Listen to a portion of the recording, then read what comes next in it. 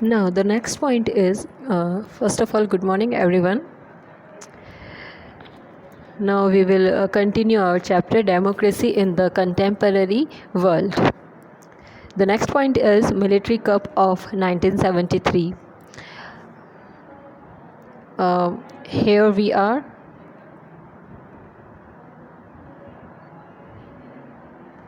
Military Coup of 1973. Okay. On the morning of 11th September 1973, the military took over the seaport. एक 11 September 1973 के time की बात है. तब मिलिट्री ने क्या किया था, सी पोर्ट को टेक ओवर करने का काम किया था. The defence minister was arrested by the military when he arrived at his office. जब डिफेंस मिनिस्टर अपने ऑफिस जा रहे थे तब वो अरेस्ट हो गए थे. अच्छा, ये डिफेंस मिनिस्टर अरेस्ट क्यों हुए थे? Just because of he was trying to follow. किसको फॉलो करने की ट्राई कर रहे थे? ये डेमोक्रेसी को. ये चाहते थे डेमोक्रेसी फॉर्म जो गवर्नमेंट की है वो चिली गवर्नमेंट के अंदर आ जाए, Chile country. The military commanders asked the president to resign. और उन्होंने क्या किया था, प्रेसिडेंट को बोला था कि आप क्या कर दो, रिज़ाइन कर दो. कहाँ से? From the post of his democracy or democratic country. The president to resign. Allende refused to resign or leave the country. But Allende ने मना कर दिया था रिज़ाइन करने से. अकॉर्डिंग टू द कॉन्स्टिट्यूशन, एक इंटरनेशनल कॉन्स्टिट्यूशन का भी अगर हम बात करेंगे तो उसमें भी यही चीज़ होता है, nobody can snatch your rights your post. आपकी पोस्ट जो होती है किसी पर्सन की, एक रेपुटेड पर्सन होते हैं प्रेसिडेंट, प्राइम मिनिस्टर और the other ministers of the government, उनकी पोस्ट को कोई भी स्नैच छीन नहीं सकता, उनको उनकी पोस्ट से हटा नहीं सकता. Yes, they can ask to for only the resignation. सिर्फ उसको रेजिग्नेशन के लिए बोला जा सकता है. तो यही रेजिग्नेशन जो था, उनसे मिलिट्री ने उनको अरेस्ट करने के बाद उनसे रेजिग्नेशन मांगा था. But realising the danger to the country and to his life, he address the people on the radio. लेकिन उन्होंने क्या किया था, जब उनको ये रियलाइजेशन हो गया था कि ये तो मुझे अरेस्ट कर लेंगे और अगर मैं रेजिग्नेशन दे देता हूँ तो मेरी कंट्री और मेरी कंट्री की जो पब्लिक है वो क्या हो जाएगी, डेंजर में आ जाएगी. तो उन्होंने रेडियो पे, उस टाइम में कम्युनिकेशन के बहुत कम सोर्सेज होते थे, not because of the present time. ऐसा नहीं है कि आज के प्रेजेंट टाइम के जो सोर्सेज हैं, सोशल मीडिया हो गया, मल्टीमीडिया हो गया, मोबाइल फ़ोन्स, न्यूज़ चैनल्स, ये सब नहीं होते थे. सिर्फ एक रेडियो या फिर एक टेलीग्राम, टेलीफोन, ये ही एक सोर्सेज हुआ करते थे. तो हम बात कर रहे हैं उस टाइम में उन्होंने रेडियो, जब आपको पूरी पब्लिक को कम्युनिकेट करना होता है, पूरी पब्लिक से बात करनी होती है, तो उस टाइम में एक ही सोर्स था. जैसे आज के टाइम में न्यूज़ चैनल्स हैं, हमारे पीएम जब भी हमसे कम्युनिकेट करना चाहते हैं वो हमेशा टीवी चैनल्स पे आ जाते हैं, न्यूज़ चैनल्स पे आ जाते हैं. उस टाइम में ये चीज़ क्या होती थी, रेडियोज़ के थ्रू होती थी. तो रेडियो पे उन्होंने अनाउंस कर दिया था पूरे पब्लिक को, part of which we read in the beginning. जो हमने पहले डेमोक्रेसी की वैल्यू जो हमने देखी है वो उन्होंने बिगनिंग में जो मैंने आपको बताया था, वो सारा उन्होंने value, importance of the democracy, ये सारी उन्होंने रेडियो पे एक्सप्लेन कर दी थी अपने पब्लिक को. देन द मिलिट्री सराउंडेड, और मिलिट्री ने क्या कर दिया था, उनको चारों तरफ से घेर लिया था, the president's house and started bombing it. Situation इतनी क्रिटिकल हो गई थी कि जब उन्होंने अरेस्ट होने के बाद भी उन्होंने रेडियो के थ्रू जब अपने आप को सब बाहर पब्लिक को कम्युनिकेट करना स्टार्ट कर दिया था, और पब्लिक में क्या हो सकता था, ओपोज कर सकती थी पब्लिक, प्रोवोक हो रही थी पब्लिक. तो उन्होंने क्या किया, क्योंकि उनका प्रेसिडेंट जो थे वो अरेस्ट हो रहे थे, तो इसीलिए उन्होंने प्रेसिडेंट हाउस को क्या कर लिया था, घेर लिया था चारों तरफ से, और बॉम्बिंग करना यानी कि बॉम्ब ब्लास्ट वगैरह करना जो था वो सारे स्टार्ट कर दिए थे. President Allende died in the military attack. और प्रेसिडेंट जो थे वो अपने ही, देखो उस टाइम में क्या होता था, जो ये प्रेसिडेंट होते हैं, जो ये बड़ी पोस्ट के पर्सन्स होते हैं, इनको अरेस्ट करके जेल में नहीं डाला जाता था. मोस्ट ऑफ द टाइम ऐसे पर्सन्स को जेल में डालना भी रिस्की इसलिए रहता था क्योंकि इनके फॉलोवर्स बहुत सारे होंगे जो इनके फेवरेबल पर्सन्स होंगे, तो वो इनको जेल में भी फेवर कर देंगे या जेल से छुड़ा लेंगे या कुछ भी ऐसा हार्मफुल जो है ये नुकसान कर सकते थे। तो मिलिट्री ने क्या किया था, इनको प्रेसिडेंट हाउस के अंदर ही इनको अरेस्ट करके वहीं रखा हुआ था। तो अरेस्ट करने के बाद अब मिलिट्री ने क्या किया था, ये एक ऐसी स्टोरी बन जाएगी कि अटैक किया था या बॉम्ब ब्लास्ट कर दिया था, तो बॉम्ब ब्लास्ट में जो थे वो प्रेसिडेंट की डेथ हो गई है, ऐसा कुछ चल जाएगा। तो वो जो उन्होंने अपना एक प्लान स्टार्ट किया था डेमोक्रेसी को लेकर के, जो पब्लिक को प्रोवोक करना स्टार्ट किया था, वो सब जो है वो फिनिश हो जाएगा। तो वो प्लान एग्जीक्यूट होगा ही नहीं, जब प्रेसिडेंट ही नहीं है, प्लान को करने वाला लीडर ही नहीं है, तो एग्जीक्यूट भी नहीं होगा प्लान। तो यही जो उनकी प्लान था, ये प्लान सक्सेस रहा और प्रेसिडेंट की डेथ हो जाती है जब मिलिट्री अटैक करती है प्रेसिडेंट हाउस पे अटैक करती है, बम ब्लास्ट करती है, उसी में उनकी डेथ हो जाती है। This was the sacrifice he was talking about his last speech. ये वही सेक्रीफाइस है जो लास्ट स्पीच में मैंने आपको बोला था कि हमें क्या करना होगा, अपनी लाइफ को सेक्रीफाइस करना होगा। देखो, अगर कभी कोई चेंजेस लाना होता है किसी कंट्री में, बड़े लेवल पे अगर चेंजेस लाना हो, तो कई चीज़ों का, इवन लाइफ्स का भी सेक्रीफाइस करना होता है। तो वही सिचुएशन इन्होंने कहा था कि मैंने जो अपनी स्पीच में, जब इन्होंने स्पीच दी थी पब्लिक को अपनी फ़र्स्ट टाइम में, जब ये अरेस्ट होने की इनकी नौबत आई थी, नेक्स्ट डे स्पीच देने के नेक्स्ट डे इनको अरेस्ट करने चली गई थी मिलिट्री, उस स्पीच में इन्होंने यही कहा था कि हमें हमारी लाइफ को सेक्रीफाइस करना होगा, और इसकी स्टार्टिंग उन्होंने खुद की लाइफ को सेक्रीफाइस करके कर दी थी। A government elected by people was overthrown by the military through conspiracy and violence. अब पब्लिक ने government elected by the people, अब जो गवर्नमेंट इलेक्ट हुई थी लोगों के थ्रू, अब मिलिट्री ने क्या कर दिया था, मिलिट्री की वजह से, ये सारी हरकतों की वजह से जो गवर्नमेंट इलेक्ट की थी पब्लिक ने, अब वही पब्लिक जो थी वो गवर्नमेंट के अगेंस्ट वायलेंस करने लग गई थी। What took place in Chile on 11 September, here we are, 11 September 1973 was a military coup. अब मिलिट्री कॉप ने क्या किया था, मिलिट्री कॉप ने जब ये अटैक करने का काम किया था, तो इसकी जगह कौन ले सकता था, जनरल ऑगस्टो पिनोकेट, प्रोनाउंस्ड पिनोशे, पिनोकेट नाम है इनका, लेकिन इनको हम अगर वहाँ की लैंग्वेज में बोलेंगे, चिली लैंग्वेज में, तो पिनोशे इनका नाम होगा। An army general led the coup. अभी जो सिचुएशन थी ना उस टाइम में, मिलिट्री को कमांड करने का काम कौन कर रहा था, वो कमांड करने का काम कर रहा था general Pinochet. The government of United States of America was unhappy with Allende's rule and is known to have supported and founded activities that led to the coup. अच्छा, अब अमेरिका जो था वो सपोर्टेबल था।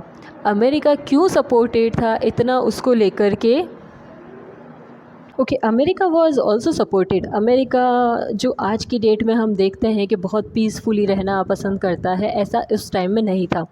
अमेरिका ने हमेशा ऐसी चीज़ों को डिमोट करने का, प्रेशराइज़ करने का, दबाने का, ख़त्म करने की कोशिश की है जो अमेरिका के प्रेसिडेंट रूल के अगेंस्ट जाती हो। अच्छा, चिली अगर ऐसी एक कंट्री के अंदर भी कोई डेमोक्रेसी वाली बात आती है तो बट ऑब्वियस है, एक कंट्री में आया है तो दूसरी कंट्री में भी ये चीज़ ज़रूर जाएगी, तो हर कंट्री के पीपल जो है कहीं ना कहीं इस चीज़ को एक्सेप्ट करेंगे और फॉलो करेंगे, तो और प्रेशराइज़ करेंगे अपनी गवर्नमेंट को ताकि वो ये गवर्नमेंट फॉर्म जो है फॉलो करना शुरू करें। लेकिन अमेरिका ने इस चीज़ को मना कर दिया था। उसने जो अलायंदे की डेथ हुई थी, अलायंदे की डेथ को उन्होंने सही माना था और मिलिट्री कॉप का जो ये एक्शन था उसको उन्होंने अप्रूव किया था, मतलब सही बताया था। The government of United States of America was unhappy, वो हालांकि नाखुश थी, अलायंदे की प्रेसिडेंट की डेथ से वो नाखुश थी, ये शो करना पड़ता था उनको कि ऐसा नहीं होना चाहिए था, लेकिन मिलिट्री कॉप को उन्होंने कहा था कि इसकी एक्टिविटीज़ जो है वो सपोर्टेड हैं, यानी कि इन्होंने जो भी एक्शन लिया है अपनी कंट्री के फेथ को ध्यान में रखते हुए या फ्रूट्स को ध्यान में रखते हुए, तो ये सब कुछ सही था। Pinochet became the president of the country and ruled it. अब पिनोशेट क्या हो गए थे, प्रेसिडेंट बन गए थे। Who was the Pinochet, he was just the commander of the military coup. उस टाइम के मिलिट्री कॉप के वो कमांडर थे। अब उन्होंने क्या किया था, उन्होंने किसको रिप्लेस कर दिया था, Allende, who was the last president, ex president.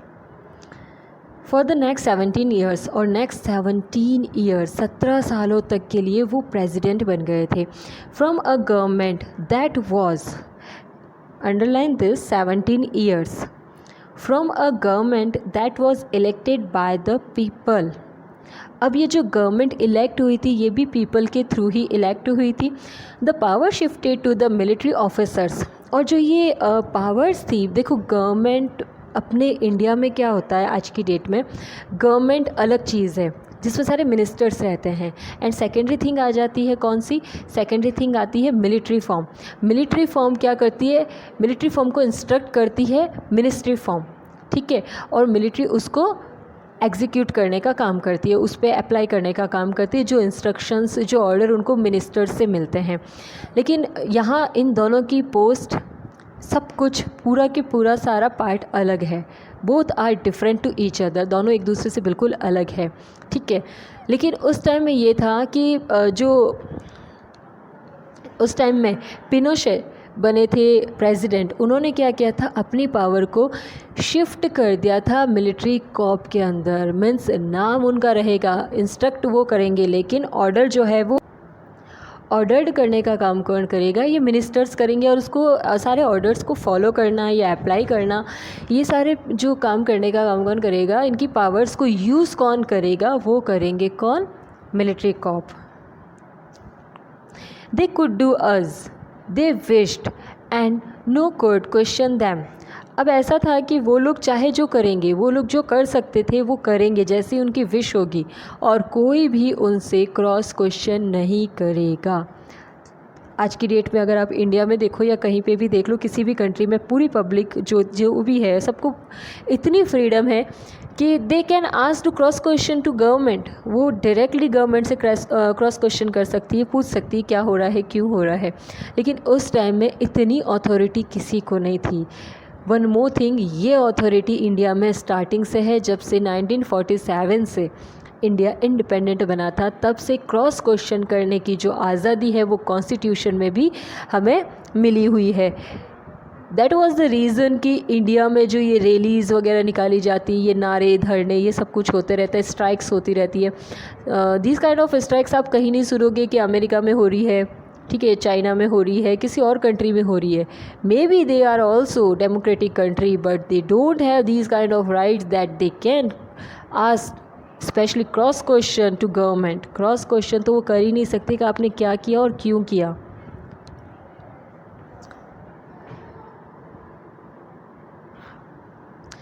Thus a military dictatorship was established in Chile. अब क्या हुआ था, मिलिट्री डिक्टेटरशिप एस्टेब्लिश हो गई थी चिली कंट्री में। मिलिट्री डिक्टेटरशिप का मीनिंग क्या हुआ, पहले के डिक्टेटरशिप का मीनिंग होता था एक राजा होता था और वो अपने साथ में कुछ एम्प्लॉयज़ को, कुछ मिनिस्टर्स को अपॉइंट करता था और रूल करने का काम करता था। यहाँ मिलिट्री डिक्टेटरशिप का मीनिंग ये होता है कि जो एक आर्मी ऑफिसर रहेगा उसको वो गवर्न करने का काम करेगा, लेकिन उसको ऑपरेट करना या उसके जो कोऑपरेट करना जो है उसको साथ में, वो उसके खुद के ही एम्प्लॉयज़ यानी कि जो आर्मी ऑफिसर्स हैं वही करेंगे। Pinochet's government tortured and killed several of those who supported Allende and those who wanted democracy to be restored. अब अलाइंदे के जो सपोर्टेड पर्सन्स थे वो, और दूसरा जो लोग डेमोक्रेसी की डिमांड कर रहे थे, वो था सेम पर्सन, क्योंकि अलाइंदे ने ही डेमोक्रेसी के बारे में लोगों को बताया था और लोगों को प्रोवोक करना स्टार्ट किया था, लोगों को भड़काना शुरू किया था कि आपको डेमोक्रेसी लेनी चाहिए। तो इस प्रेसिडेंट ने क्या कर दिया था, पिनोशेट्स ने क्या कर दिया था, उसने ऐसे सारे लोगों को टॉर्चर्ड करना शुरू कर दिया था, मारना शुरू कर दिया था। मतलब आपने अगर गवर्नमेंट के अगेंस्ट आवाज़ उठाई तो भी आपकी डेथ हो जाएगी, और नेक्स्ट अगर आपने गवर्नमेंट से क्रॉस क्वेश्चन किया then also you will be killed, आप मारे जाओगे। और अगर आपने अलाइंदे को सपोर्ट किया, होता है ना, जैसे आज भी कई लोग होते हैं भगत सिंह जी की फ़ोटो लेकर रोड पे निकल जाते हैं, गांधी जी की लेकर निकल जाते हैं। तो उस टाइम में भी यही था कि मे भी उनकी डेथ हो गई थी, लेकिन फिर भी अगर उनको सपोर्ट करने के लिए कोई पर्सन आगे आ रहा है तो उसको भी मार दिया जाएगा। These included general Alberto of the Chilean air force.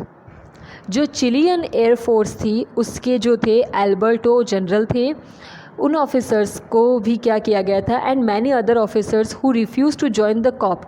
ऐसे देखो, एयरफोर्स को, मिलिट्री अलग चीज़ होता है, एयरफोर्स अलग चीज़ होता है और नेवी अलग होता है, ठीक है।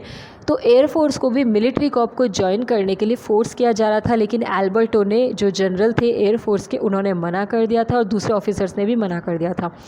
General Alberto's wife and daughter were put in prison. अब क्या किया गया था, टॉर्चर करने के तरीके, अगर आप कॉप को ज्वाइन नहीं कर रहे हो तो उनकी वाइफ को और उनकी डॉटर को क्या कर दिया था, कैद कर लिया गया था, प्रिजन, एंड टॉर्चर्ड, और उनको टॉर्चर किया जाता था। More than 3000 people were killed by the military. और कम से कम, यानी कि उस टाइम में आप सोच सकते हो 3000 लोगों के करीब उन्होंने अपोज़ किया ही होगा, ठीक है। तो ऑलमोस्ट 3000 पीपल को मार दिया गया था, यानी कि जितने लोगों ने अपोज़ किया है सबको मार दिया गया है। अपोज़ करना या तो पिनोशे है उसका अपोज़ करना, यानी कि उसकी खिलाफत करना, या फिर जो डेमोक्रेसी चल रहा है उस डेमोक्रेसी के अगेंस्ट चले जाना, सॉरी, डेमोक्रेसी के फेवर में चले जाना। मैनी मोर वर रिपोर्टेड मिसिंग। और कई लोग तो ऐसे थे जो मिसिंग थे, यानी कि 3000 मारे गए थे। आप मान के चलो मे बी 5000 जो पीपल थे, हो सकता है 5000 ने ओपोज़ किया हो, जिनमें से 3000 जो थे वो मारे गए थे। कुछ लोगों को टॉर्चर कर दिया गया था, आधा मरा कर दिया गया था, और कुछ लोगों को जेल में डाल दिया था, और कुछ लोग जो थे वो मिसिंग थे।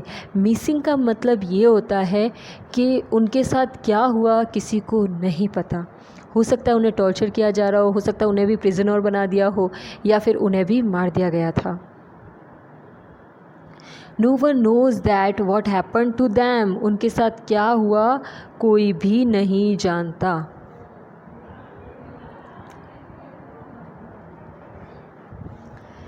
Next is restoration of democracy. First of all, just note down the questions.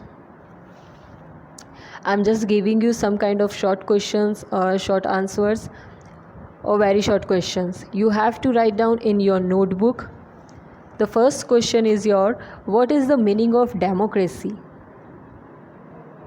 And the second question, the importance of democracy. Okay, in the first question आपको क्या करना है, फर्स्ट क्वेश्चन में डेमोक्रेसी क्या है उसकी डेफिनेशन, ठीक है, जो मैंने आपको वेरी फर्स्ट डे बता दिया था कि डेमोक्रेसी क्या है, ये question. Next is the parts of forms of the government, जो गवर्नमेंट की फॉर्म्स होती है उनके बारे में लिखना है। And the second point is types of democracy, 2 types, direct and indirect. Okay, and you have to find out the examples of the indirect democracy and the direct democracy. आपको example लिखना है, डायरेक्ट डेमोक्रेसी कहाँ पे है, India में है या कहीं और है। इनडायरेक्ट डेमोक्रेसी कहाँ है, यूएसए में है या इंडिया में है या यूके में है, कहाँ पर है। So 3 questions you have to do in your notebook. Okay, thank you class.